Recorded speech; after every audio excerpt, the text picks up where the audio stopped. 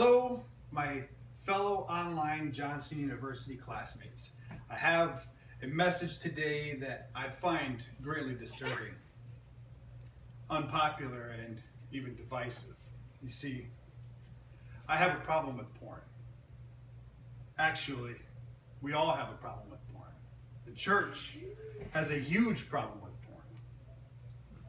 The church has unfortunately ignored it for far too long, and even secular psychology is starting to figure out that porn is not just a benign activity. But we, the church, the salt of the earth, are far behind the curve. You see, pornography is systematically destroying men, women, and children, and families. And I want to share with you some important information on this issue. But I want to share it from a Christian perspective. All the statistics that I'm going to share with you today are from the church. These are statistics on Christian men in America. We are all affected by these issues, by this major problem. But the intent of this speech is not to address those outside of the church. You ask, why am I singling out the American church? Well, here's why.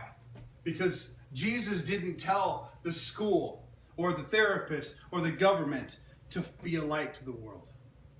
He gave that responsibility to the church. Please keep in mind that I don't speak out of hate or anger towards the church. I speak with a heart of love and passion, and I want to see the church well and fulfilling its mission well to the world. It is my hope to create an awareness of the scope of the problem that is festering in the pews in every church in America. I want to share some statistics with you. First, I want you to listen closely to these statistics. They're alarming. Men between the ages of 50 and 68 years old, Christian men, 49% of them confess to using pornography at least once a month or more.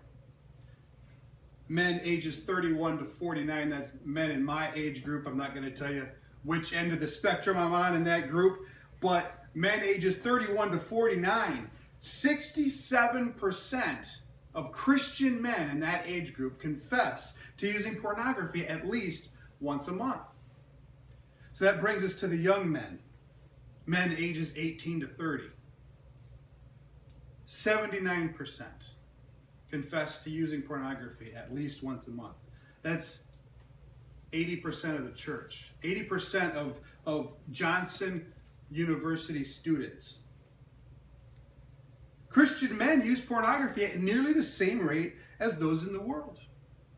The combined total for all Christian men in the church is 64% when you take all these age groups and put them all together. Porn has surpassed epidemic proportions, and we are now way into plague territory. So you ask, what is the results of plague level porn use on the individual? Why is it not just an innocent activity? Why is it affecting our men so drastically? First, it rewires the brain.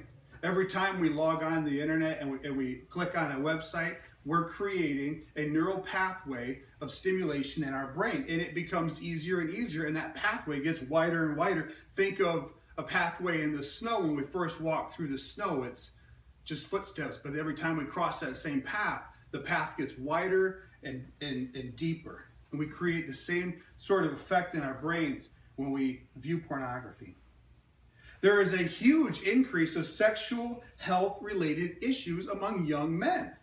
For example, sexual anorexia. Sexual anorexia is not a new thing. It's been around for a long time. But what we're finding is that young men between ages 18 and 30 are being diagnosed with sexual anorexia. It's desensitizing our bodies. When we subject our minds and our bodies to continual habitual pornography use, what happens basically is we numb our physiological response to real sex. It's the objectification of women. It causes in the male mind that every woman is an object to be desired for his own gratification. It's an alarming number of young men that have decided to replace natural, loving, marital relationships with pornography and self-stimulation. Some of these you haven't heard of yet. These are issues that are coming down the road. The major media has not caught on to this trend that's starting to develop. Young men deciding that marriage is not for them, that pornography fulfills all of their needs. So what happens when these young men do get married and they take this into their marriage? How is pornography affecting our families? Well, those that do get married believe that marriage will fix their porn habit. But the reality is that just never happens. That they take that habit right into the marriage with them. And what happens is this. When their spouse finds out about their porn use, 9 times out of 10, the spouse thinks it's her fault. And that is a damaging effect on the relationship, on the marriage. It is, in essence, cheating. It is adultery in the mind. It is adultery in the heart. The wife of a porn addict will often think that she has to measure up in some way to the women in the videos. And when she is not able to do that, she will think there's something wrong with her. According to our statistics today, up to 60% of divorce cases have pornography cited as a contributing factor in the divorce. How does pornography affect our society? Beyond the individual and the family, now we're looking at society. Well, it damages the individual and the family. The culture is starting to become desensitized to it. And what we're seeing is situations of this drastically sexualized culture in America. And what we see is, if you can Google this when you get a chance, is the Vanderbilt University rapes. Homosexuality out of control.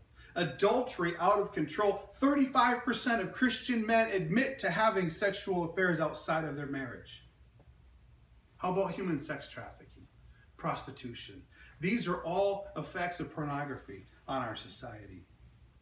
Now, is it fair to say that the church caused this mess? No, it didn't cause the mess, but it is fair to say that the church stood by and did nothing while our men and our families and our culture were being profaned and fueled to depravity by rampant porn use. Shame on us. Shame on us for doing nothing. The time for doing nothing has to end. As future and current leaders of the American church, we have to let it stop.